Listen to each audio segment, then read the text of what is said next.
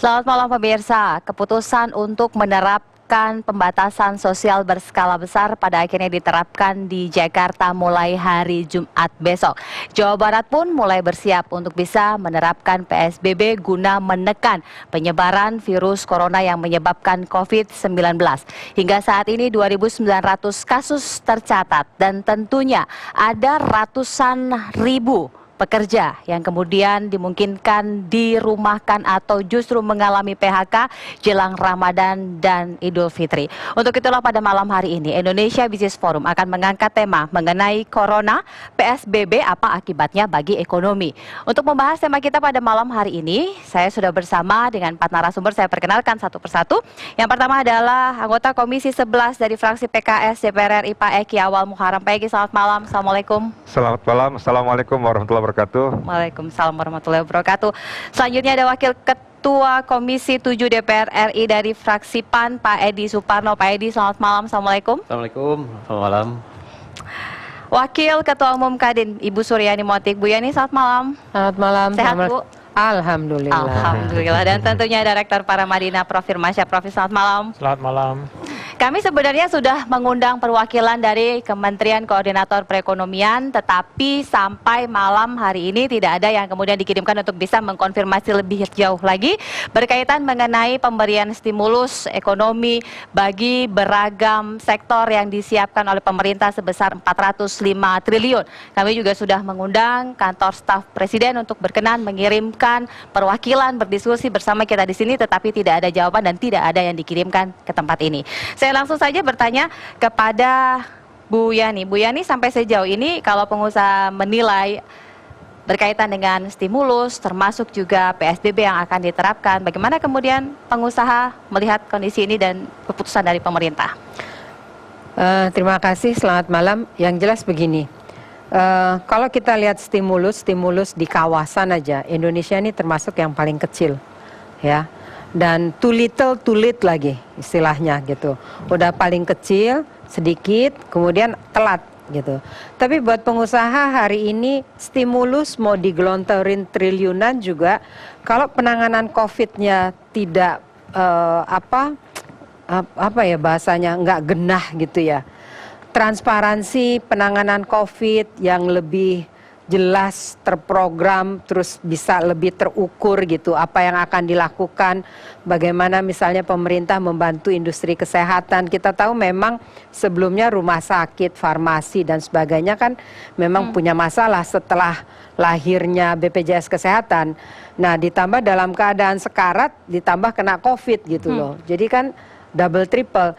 Jadi buat kita pengusaha hari ini akan lebih senang kalau pemerintah fokus ke COVID-nya. Kita senang stimulus, tapi buat apa stimulus kalau COVID-nya nggak diselesaikan gitu loh. Jadi Mbok ya tolong lebih serius menangani COVID ini. Nah, kaitan PSBB, karena begini, ini mau digelontorin banyak juga, kalau orang tinggal di rumah, nggak berproduksi, terus mau bikin apa juga gitu loh. Nah, apalagi jumlahnya sedikit sekali. Nah, itu tambahan, saya nggak tahu apakah saya nggak ada pemerintah, apakah dari budget yang ada pemindahan anggaran yang kurang-kurang penting gitu untuk ke COVID, kan kita belum dengar juga itu. Misalnya anggaran pemindahan ibu kota, anggaran infrastruktur, Mbok ya kesehatan dulu nomor 1, ini kan masalah nyawa. Ngembaliin ekonomi masih lebih baik daripada ngembaliin nyawa gitu loh. Itu yang pertama yang menurut saya. Kemudian kaitan stimulus, ini dalam keadaan susah begini mungkin pemerintah juga sudah saatnya. Ini kan kita juga semua orang tahu ekonomi di Indonesia ini hanya di-run oleh mungkin 5% pengusaha besar yang menguasai hampir 75%. Mungkin sudah waktunya juga gitu pemerintah manggil nih 5% pengusaha besar nih untuk duduk bareng gitu. Bagaimana supaya jangan, karena sebagian mungkin juga udah ninggalin Indonesia gitu loh. Jangan dalam keadaan susah ninggalin, tapi dalam keadaan enak ada di dalam, diajak ngomong baik-baik bagaimana untuk kedepannya. Mungkin itu juga yang perlu. Dan juga sudah waktunya juga begini, kalau dari paket-paket yang ada, belum ada memang paket untuk orang yang miskin gitu. Tapi dengan adanya COVID ini, orang yang setengah miskin kemudian bisa jadi miskin langsung kan. Nah ini juga belum kelihatan gitu. Misalnya kalau kita lihat aja pekerja yang tadinya nggak termasuk kategori miskin, tapi dengan PHK besar-besaran ini kan langsung jadi miskin, terus di mana ini bisa diselamatkan gitu. Nah itu belum kelihatan juga. Dan juga misalnya THR, Bu Sri Mulyani sudah bicara di departemen aja THR masih mikir-mikir untuk golongan 1, 2, golongan 1, 2 dan 3. Lalu pengusaha bagaimana? Nah, kita punya anggaran BPJT. Jadi anggaran BPJS tenaga kerjaan. Nah, itu kan sudah sekian lama, dananya tersimpan banyak. Coba dilihat bunganya gitu. Nah, kalau ini bisa ngebantu untuk termasuk juga pengusaha swasta pinjemin ke pengusaha swasta, terutama yang buruhnya banyak, pengusaha-pengusaha UKM, karena mereka kan juga di satu sisi kalau mau dituntut bayar THR duitnya dari mana? Sampai sekarang nggak produksi, ada yang 50%, ada yang belum sempat running di akhir tahun karena masih heboh-heboh kemarin dengan pemilu, terus tahu-tahu udah kena ini gitu loh. Nah ini mungkin saya pikir perlu dilihat sumber-sumber keuangan yang tidak terpakai, pikirin buat rakyat dulu, daya beli dulu ditingkatkan, pinjaman ke pengusaha nanti dibayarkan cicilan gitu loh dari anggaran itu kan mekanismenya bisa aja supaya nggak ada, tentu moral hazard harus dipertimbangkan gitu ya, apakah nanti mekanismenya lewat bank gitu loh. Dan akhirnya menurut saya memang perlu ada badan penanganan kali ya untuk pemulihan pada saat pasca COVID gitu loh, yang mumpuni, karena hari ini saya nggak melihat di kabinet bisa kompak gitu loh. Nah ini permasalahan juga gitu loh, mesti dicari orang yang senior yang mikirin setelah ini, dan termasuk penanganan COVID juga gitu. Jadi intinya yang pertama bahwa COVID-nya diberesin dulu, ekonomi bagian yang kedua, PSBB juga nanti. Ini kan banyak yang nggak boleh jalan dan sebagainya. Nah nanti ini mesti ada kerjasama juga, misalnya ada barang yang demurrage, Pelindo nggak boleh kenain demurrage gitu loh, karena barangnya nggak bisa diangkat karena memang aturan PSBB. Intinya saya lihat tadi itu saya sepakat banget sama yang disampaikan oleh Indef. Dalam keadaan begini, ini nggak bisa lagi pakai pendekatan hukum ketentuan dalam ekonomi normal. Ini dalam keadaan tidak normal. Jadi kebijakannya juga harus dibuat guidance-nya yang berlaku buat pengusaha dan juga buat BUMN dalam keadaan situasi nggak normal. Kalau MUI, Dewan Gereja berani mengeluarkan nggak sholat Jumat, masa pemerintah nggak berani sih gitu loh. Baik, hal yang kemudian out of the box dan sangat ekstrim. Betul, kemudian ya. Menurut saya harus segera dilakukan gitu loh. Ya, kita coba tanya sama Pak Eki. Pak Eki, di Komisi 11 ketika kemudian Bu Sri Mulyani sampaikan adanya perubahan anggaran, termasuk juga kemungkinan defisit yang bisa mencapai 5%. Apakah ini juga kemudian sudah dikomunikasikan kepada DPR begitu? Baik, pertama saya mengucapkan bela sungkawa kepada korban COVID-19 yang jumlahnya cukup signifikan, karena tingkat fatalitas kita yang termasuk yang nomor 2 tertinggi di dunia, ya, itu sudah menunjukkan bahwa penanganan terkait COVID ini kurang begitu baik lah, kita begitu. Yang kedua, saya memberikan semangat kepada para tenaga medis, ya, dokter, perawat dan semuanya, ya, Anda adalah orang-orang hebat dan semoga Anda terlindungi dari COVID-19. Terkait dengan dampak COVID-19, saya agak sedikit saya terkait balik dengan 98. Kalau 98 itu krisisnya dari sektor moneter, dari nilai rupiah yang jatuh, ya, dari 2.500 kemudian menjadi 15.000 rupiah, masuk ke industri keuangan, baru kemudian ke sektorial. Kalau sekarang justru dari sektorial dulu. Karena dari sektorial, peran utama yang paling penting adalah kebijakan fiskal, ya, pemerintah. Yang harus diingat adalah, ya, perbedaannya sekarang itu, walaupun sekarang memang mudah-mudahan sih bisa dimitigasi krisisnya, ya, tapi kan belum sampai kepada krisis, tapi ciri-ciri krisis sudah ada, ya. Tapi awalnya itu adalah COVID-19. Artinya, saya sependapat dengan narasumber sebelumnya, ketika publik dan menangkap bahwa pemerintah tidak serius atau kurang gigih di dalam memberantas COVID-19 ini, maka pasar menjadi tidak percaya. Ya.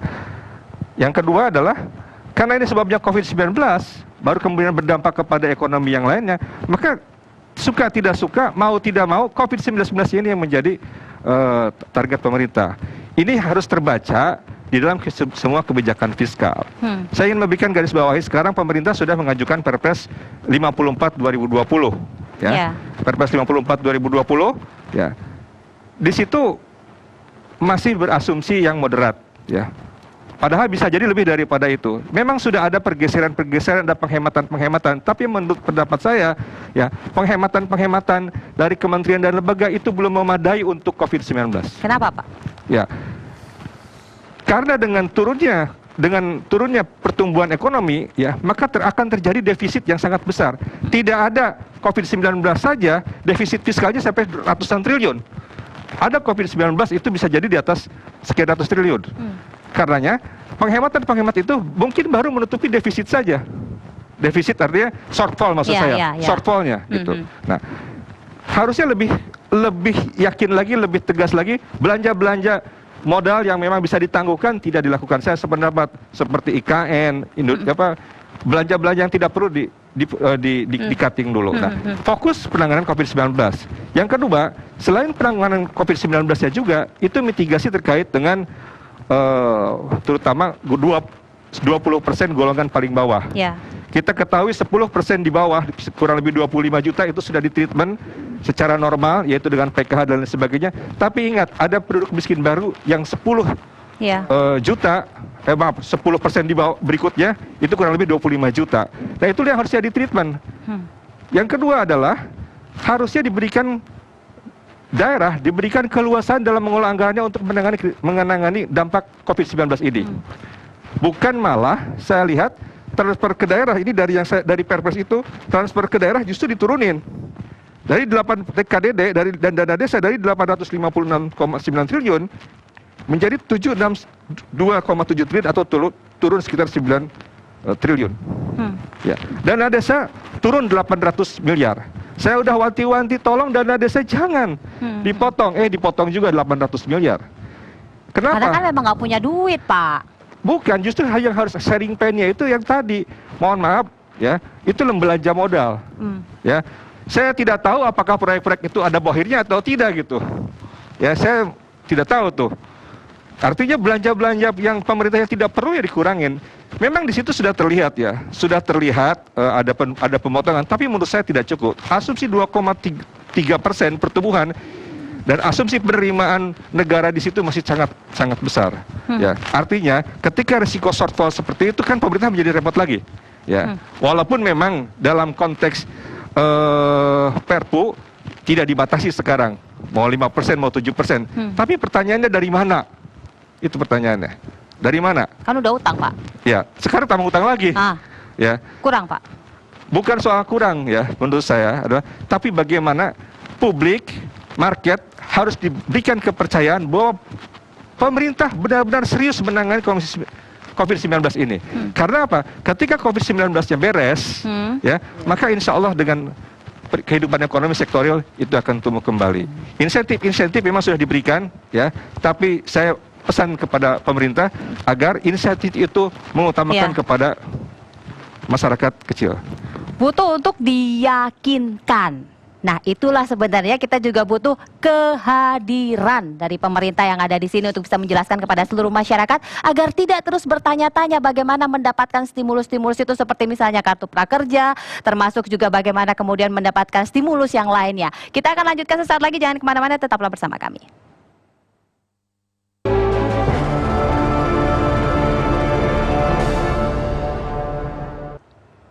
Tadi sudah tanya sama Komisi 11, sekarang kita tanya sama Komisi 7. Pak Edi, silakan.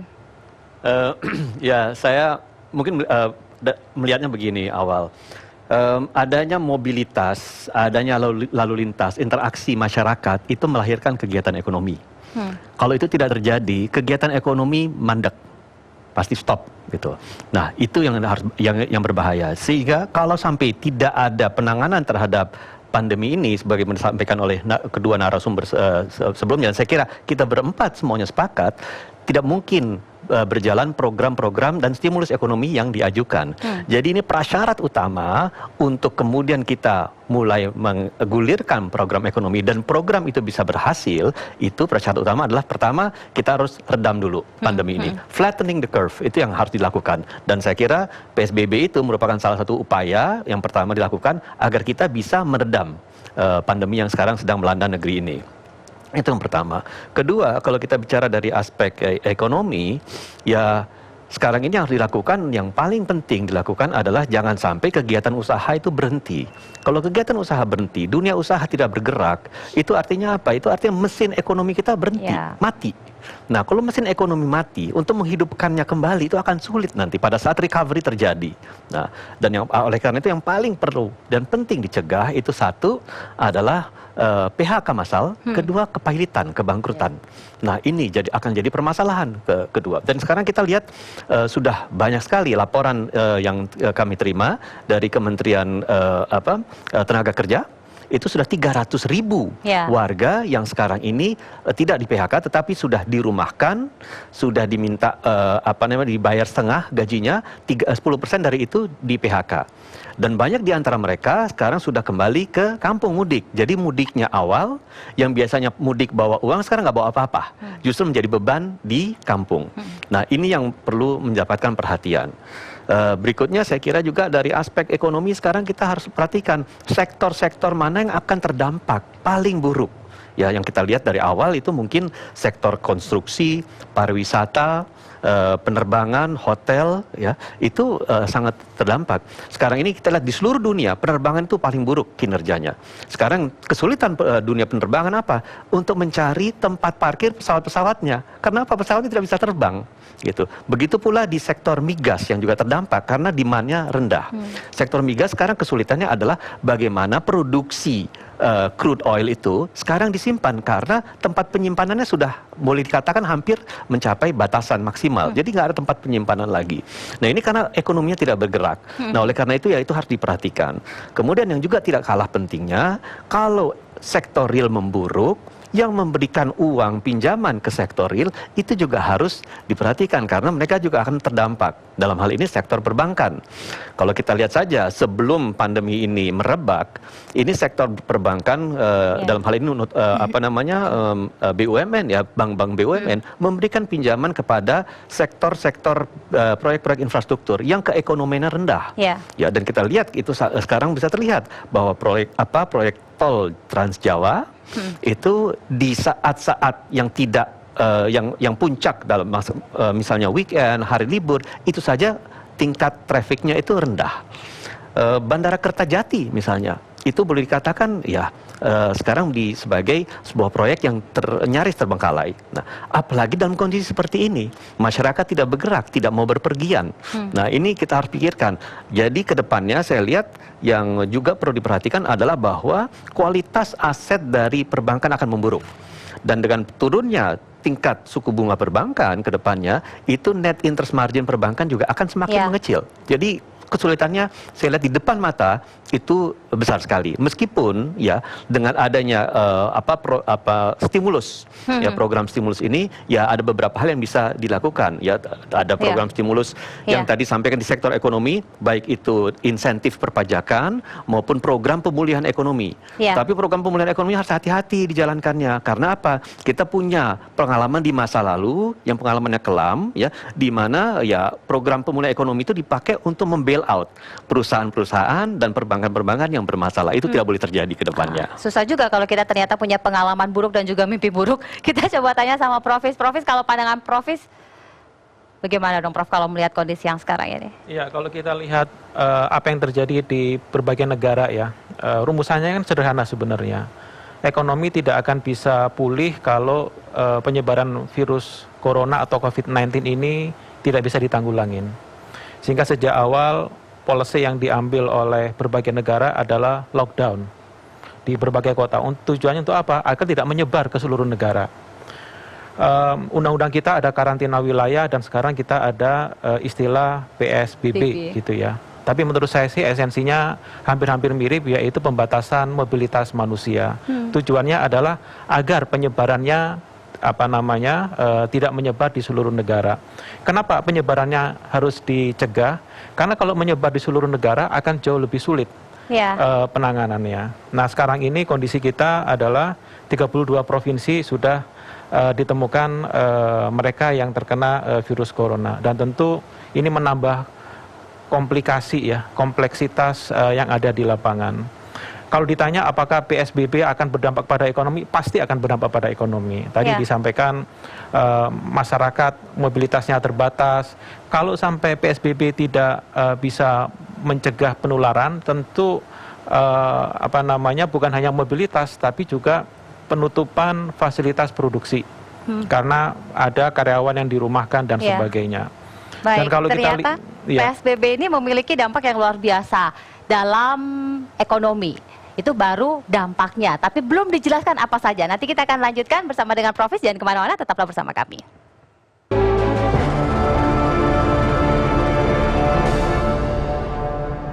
PSBB-nya pasti terdampak. Nah, detailnya seperti apa? Silahkan dilanjutkan, Prof. Iya, tentu opsi yang sekarang ini bukan pilihan antara nyawa manusia versus ekonomi gitu ya. Kalau pilihannya seperti itu tentu bukan pilihan. Yang prioritas adalah nyawa manusia. Tinggal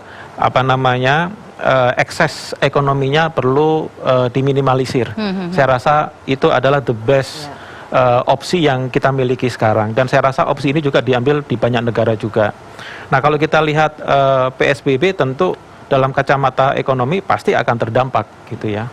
Lockdown di Wuhan, kemudian apa yang terjadi di Italia, tentu ketika manusia tidak bisa keluar rumah, tidak bisa bekerja atau bekerja melalui sarana media online, produktivitas tenaga kerja juga pasti tidak seoptimal ketika bekerja secara fisik gitu. Belum lagi ada, kalau misalnya kita melihat di Wuhan, bukan hanya masalah pembatasan mobilitas manusia, tapi juga penutupan sejumlah fasilitas produksi. Karena tempat berkumpulnya orang, tempat berproduksi itu juga terindikasi menjadi salah satu sarana untuk penyebaran COVID-19 ini. Tapi persoalannya adalah mungkin ini pilihan sulit tapi harus diambil. Dan kita tidak punya pilihan lain kecuali untuk sesaat membatasi ruang gerak manusia, kemudian melokalisir penyebaran COVID-19, dan ketika harapannya adalah penyebarannya bisa dikendalikan, dan ketika kasus sudah bisa kita dapatkan 0% tambahannya, maka kita bisa mulai memikirkan secara lebih serius bagaimana recovery. Tapi bukan berarti dalam ketika kan rumusannya begini, ketika PSBB diterapkan, dan saya rasa ini juga akan diambil opsinya di luar DKI Jakarta ya. Sejumlah daerah kalau kita amatin sekarang juga siap-siap untuk mengajukan PSBB. PSBB diterapkan, kemudian kelompok yang paling rentan terkena dampak dari PSBB itu yang harus menjadi fokus untuk kebijakan dan stimulus seperti apa, baik yang dilakukan oleh pemerintah pusat maupun pemerintah daerah, agar bencana kemanusiaan tidak terjadi. Jadi PSBB ini untuk mencegah penyebaran COVID, kemudian bencana kemanusiaan harus kita tanggulangi. Kemudian juga tadi disampaikan, saat ini saja kalau kita lihat data dari Kementerian Tenaga Kerja dan Transmigrasi, itu ada 452.000 tenaga kerja Indonesia yang terkena dampak, baik melalui mekanisme dirumahkan atau melalui PHK. Kalau kita lihat data dari Kepala Dinas Tenaga Kerja dan Transmigrasi di DKI, itu sudah 162.000 karyawan yang baik di PHK maupun dirumahkan. Jawa Barat ada 52.000, sekitar 5.000 yang di PHK. Bali 17.000. Belum lagi daerah-daerah lain ya. Jadi menurut saya PSBB bisa dilakukan. Kemudian kita perlu melihat mereka kelompok rentan, kelompok miskin, kemudian yang perlu mendapatkan support dari pemerintah pusat maupun pemerintah daerah, tentu ini menjadi prioritas. Kemudian hal yang penting juga adalah kita juga harus tahu berapa lama daya tahan dunia usaha kita. untuk bertahan dari COVID-19 ini. Terpaan pertama ada dari sisi pengusaha retail, pengusaha transportasi, transportasi udara, perhotelan gitu ya. Tapi berikutnya adalah gelombang manufaktur, kemudian sektor jasa, sektor konstruksi, bahkan juga jasa keuangan juga akan terkena dampak.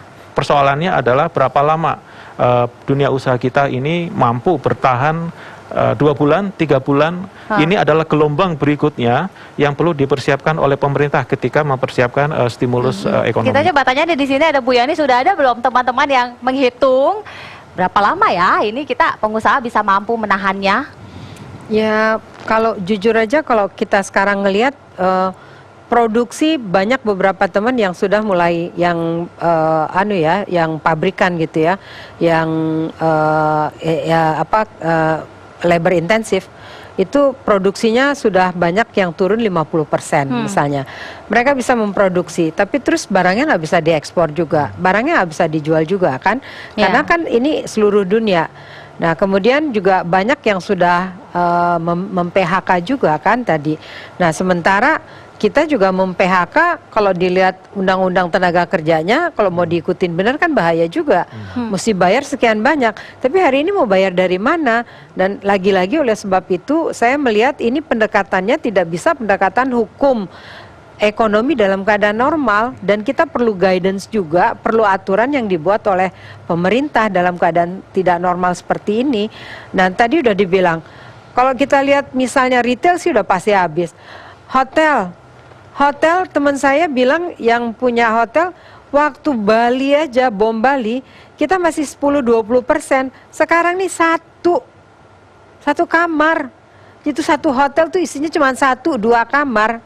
Bayangin gitu loh. Dan kalau lihat penutupan hotel, sudah berapa ribu hotel seluruh Indonesia yang tutup gitu kan. Terus mau pindah, mau jadi tempat penitipan. Fasilitasnya kan beda lagi. Terus yang mau bayar siapa? Kan gitu. Ditanya lagi gitu loh.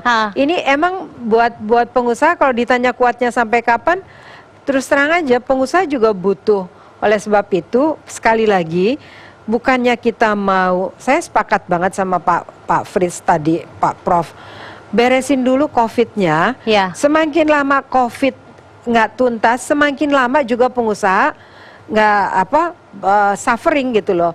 Tapi kalau misalnya COVID-nya, kita katakanlah pemerintah bisa bilang puncaknya let's say di Juni atau puncaknya di Juli, kita bisa ngitung setelah Juli terus berapa lama kita akan recovery. Kalau sekarang kan kita nggak bisa ngitung juga. Kalau penanganannya kayak begini, tiba-tiba udah 32 negara, tiba-tiba yang meninggal setiap hari kita dengar sekian lagi, terus dokter-dokter ahlinya juga meninggal. Iya kan, sedih juga gitu. Jadi agak susah juga ngitung. Tapi yang jelas pengusaha setelah ini selesai kita butuh tambahan. Yang jelas sepakat lagi bahwa ini besok udah mau Lebaran. Kan nggak mungkin juga gitu loh. Kita mau dilepasin pengusaha sendiri aja nggak bisa. Ini bencana yang nggak pernah terjadi sebelumnya. Memang harus duduk bareng lagi. Coba lihat resources, sekali lagi resources yang nggak kepake kayak dari BPJS. Terus jaminan hari tua itu kan belum dipakai. Bunganya aja coba dihitung berapa sih, atau itu ditarik juga gitu untuk bisa ngebantu ke pengusaha. Dan pemerintah bisa bantu tadi yang miskin, yang bakalan miskin. Begitu tenaga kerjanya dia off, kan dia jatuh miskin udah gitu. Jadi kemudian IKM lagi gitu. Banyak hal yang saya sih di IKM saya bersyukur juga. Misalnya masker, ada budaya untuk mengembangkan IKM APD gitu. Tapi ini APD sudah teman-teman IKM bergerak, tahu-tahu bahan bakunya hilang di pasaran, harganya naik gitu. Nah ini kan harusnya pemerintah bisa ngontrol ini juga gitu. Jadi kemudian ada beban berat yang akhirnya masih belum bisa dihitung karena ketidakpastian dan bergantung pada trustee tadi yang Pak Eki sempat sampaikan. Tentu Pak Eki sudah punya paling tidak cara-cara yang bisa didiskusikan bersama agar ini tidak terus suffering. Sesaat lagi jangan kemana-mana, tetaplah bersama kami.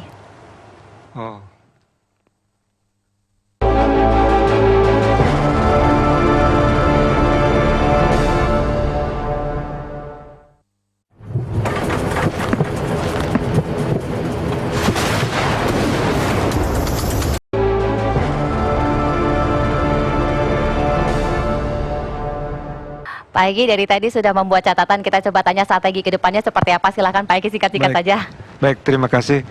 Ya, sekarang pertama memang karena penyebabnya adalah COVID-19, pesan saya adalah pemerintah mengalokasikan anggaran semaksimal mungkin untuk penanganan COVID-19. Ya, di sini alhamdulillah nih ada kabar baik nih, dan ke Departemen Kesehatan sudah ditambah 19 triliun, tapi itu tidak cukup. Ya, daerah juga bukannya diturunkan, harusnya ditambah. Seharusnya tadi saya yang diturunkan. Memang ada pembiayaan 150 triliun untuk recovery ekonomi. Kalau recovery ekonomi kan bisa terhenti, mungkin semester kedua nanti. Yang harusnya, makanya biaya untuk COVID-19 kenapa lebih kecil daripada untuk recovery ekonomi? Ya. Saya tidak mengerti. Tapi yang penting adalah untuk menjaga masyarakat yang miskin, 10% terbawah 25 juta orang, dan 10% yang jatuh miskin, 25 juta jadi ada 50 juta, maka pemerintah harus memberikan insentif, ya. Pertama BLT harus segera dicairkan, walaupun kendalanya adalah masalah data tentunya. Tapi ada hal yang lain yang bisa dirasakan langsung oleh penduduk miskin. Kemarin sudah tarif listrik 450 dinolkan, yang 900 harusnya bukan 50%. Itu potongannya harusnya di atas 75%. Kenapa? Kalau 50% ketika ketika mereka di rumah naik, itu nggak terasa tuh. Itu 75%. Kemudian saya ingin katakan lagi, BPJS Kesehatan, ya, itu harus disupport terus, ditambahin itu dananya. Kemudian gas, kompor gas, pupuk dan lain sebagainya. Tapi intinya adalah masyarakat kecil harus segera didorong dengan fiskal, dengan anggaran yang memadai. Jumlahnya harus memadai ketimbang untuk pemulihan ekonomi yang nanti masih panjang. Terima kasih. Pak Edi, silakan. Saya ingin menggunakan analogi yang disampaikan oleh Gubernur Bank Sentral Kanada. Dia mengatakan ketika terjadi kebakaran, seorang pemadam kebakaran tidak pernah disalahkan menggunakan air terlalu banyak ketika memadamkan api. Ini kita lagi kebakaran kondisinya. Jadi menurut saya ini yang stimulus kita ini nggak boleh tanggung-tanggung. Jadi stimulus kita harus ditambah kalau memang ini kurang. Dan saya rasa ini akan kurang karena stimulus kita hanya 2,5% dari total GDP, sementara negara-negara tetangga antara 10 sampai 12% dari GDP. Nah, dan fokusnya adalah di bidang aspek kesehatan. Saya setuju bahwa kesehatan, jaring pengaman sosial, ekonomi juga jangan dilupakan. Karena pada akhirnya kita ini mengalami keancaman PHK massal.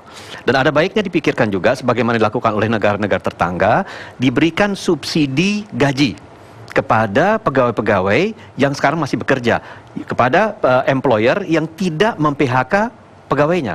Itu diberikan subsidi gaji, itu bisa baik. Dan ketiga, ini untuk pertama kali Bank Indonesia menjadi pihak yang membiayai defisit APBN. Nah, ini harus hati-hati sekali. Karena menurut saya, kalau sampai itu terjadi, Bank Indonesia kan caranya bagaimana? Mencetak uang. Kalau mencetak uang, artinya inflasi akan naik. Dan berapa besar kapasitas dan kemampuan Bank Indonesia, itu harus dijaga juga. Jadi ini mungkin yang paling, yang utama yang bisa saya sampaikan, yang merupakan prioritas kita. Supaya tidak ada kepanikan ya.